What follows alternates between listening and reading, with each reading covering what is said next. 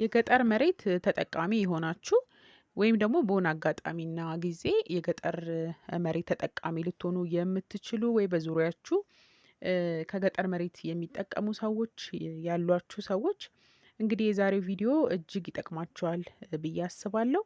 ከገጠር መሬት አስተዳደርና አጠቃቀም ጋር በተገናኘ የማነሳላችሁ ዋና ዋና ሀሳቦች አሉ።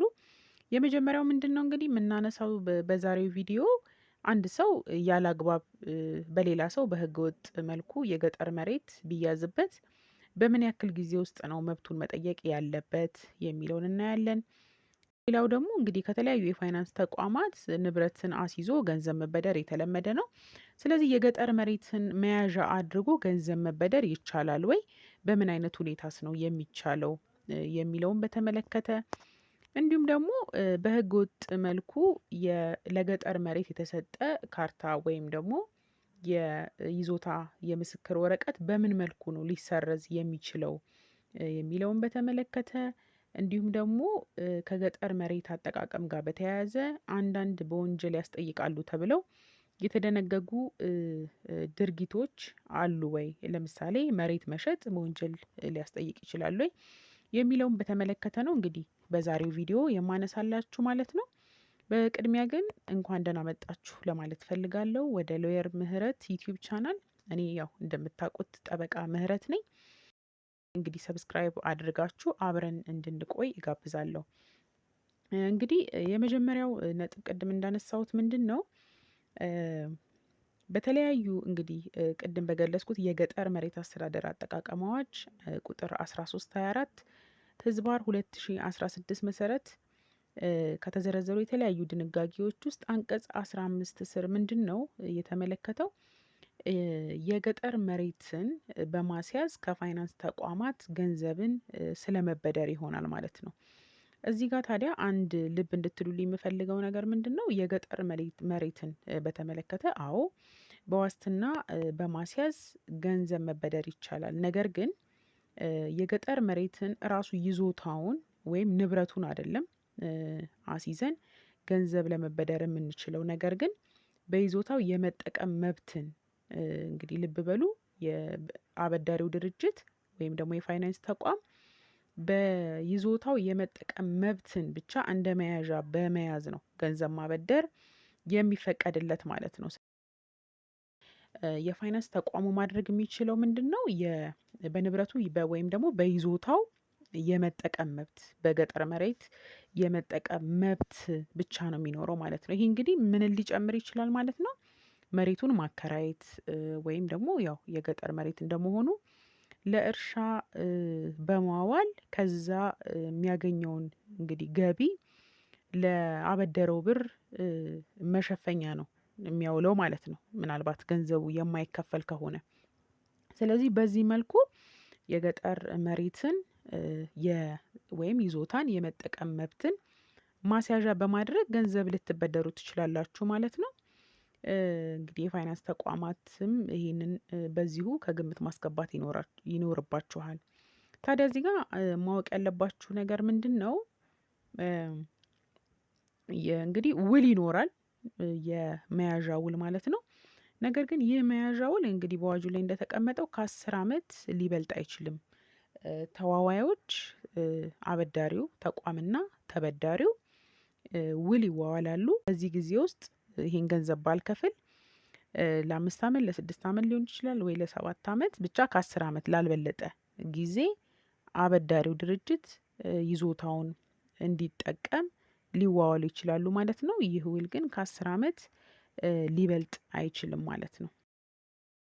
እንግዲህ ቅድም እንዳነሳሁት ያው ብድሩ ምናልባት ካልተከፈለ አበዳሪ ተቋሙ ምንድነው የሚያደርገው? መሬቱን ያው ሊያከራየው ይችላል ወይም ደግሞ ለጋራ አራሽ በመስጠት ከዛ የሚያገኘውን ገቢ ለብድሩ መሸፈኛ ሊያደርግ ይችላል። ታዲያ ምንድነው አበዳሪ ድርጅቱ ይሄንን ሲያደርግ በበቂ ሁኔታ የብድር መጠኑን ወይም ገንዘቡን በሚሸፍን መልኩ ከክራዩ ወይም ደግሞ ከእርሻ ስራው ገቢ ላያገኝ ይችላል። ያበደረውን ገንዘብ ላይሸፍንለት ይችላል።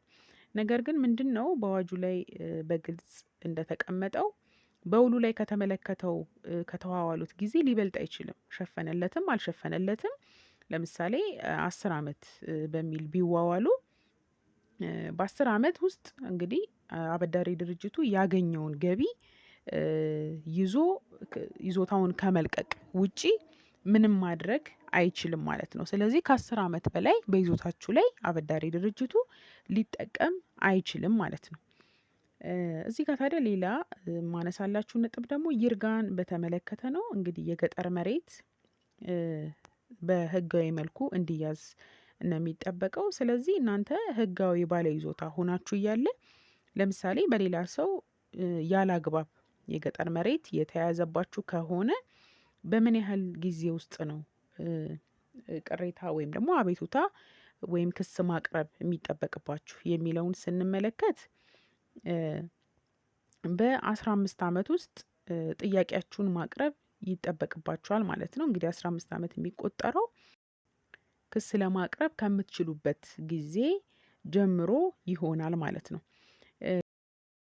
ሌላው ደግሞ ምንድነው? ማንም ሰው እንግዲህ የመንግስትን ይዞታ በህገወጥ መልኩ ይዞ ሲጠቀም ከነበረ እና ይዞታውን እንዲለቅ ክስ ቢቀርብበት የይርጋ መከላከያ ማቅረብ አይችልም ማለት ነው። ያ ማለት ለምሳሌ በ20 ዓመት በ30 ዓመት ከይዞታው ላይ ተነሳ ተብሎ ቢጠየቅ አይ ይርጋ ያግዳችኋል በ10 ዓመት ውስጥ እንደዚህ መጠየቅ ነበረባችሁ ብሎ መከራከር አይችልም እንደማለት ነው። ስለዚህ በማንኛውም ጊዜ ይርጋ በማያግደው መልኩ ከይዞታው እንዲለቅ ይገደዳል እንግዲህ በአዋጁ መሰረት ማለት ነው። እዚሁ ጋር ደግሞ አንድ ማንሳት የምፈልገው ምንድነው? ከይርጋ ጋር በተያያዘ የገጠር መሬት እንግዲህ አንዱ መንገድ ይህም ወደ ሌላ ሰው ንብረቱ ወይም ይዞታው ሊተላለፍ ከሚችልበት መንገድ አንዱ በስጦታ ነው። የገጠር መሬት ለሌሎች ሰዎች በስጦታ ሊተላለፍ ይችላል። አንዱ መንገድ ደግሞ እንግዲህ ለምሳሌ እንግዲህ ትልልቅ ሰዎች ሊሆኑ ይችላሉ ይጦረኛል በሚል ስምምነት ለሌላው ሰው እንግዲህ ጧሪ ለማግኘት በሚል ይዞታቸውን በስጦታ ሊሰጡ ይችላሉ። ይህ እንግዲህ በውል መደገፍ አለበት። ስለዚህ ውሉ ላይ ይጦረኛል በሚል እሳቤ ስጦታ እንደሰጡ ይሰፍራል ማለት ነው። ስለዚህ ለዘመዳቸው ሊሆን ይችላል ወይም ደግሞ ለቤተሰብ ወይ ለማንኛውም ሰው ዝምድና ትስስርም ባይኖራቸው ለማንኛውም ሰው በስጦታ መስጠት ይችላሉ። ነገር ግን ስጦታ የተሰጠው ሰው ይህንን ቅድመ ሁኔታ ወይም ይጦረኛል በሚል ስምምነት ወይም በይሄ ኮንዲሽናል በሁኔታ ላይ የተመሰረተ ውል እስከሆነ ድረስ ስጦታ የሰጠውን አካል መጦር አለበት ማለት ነው። ይሄኛው ሊጦር ያ ደግሞ ንብረቱ ይዞታውን ሊሰጥ ስለሆነ የተዋዋሉት። ስለዚህ ይሄ ቅድመ ሁኔታ የማይሟላ ከሆነ ለምሳሌ ይጦረኛል የተባለው ሰው እየጦረ ካልሆነ ስጦታ ሰጪው ውል እንዲፈርስ መጠየቅ ይችላል ማለት ነው።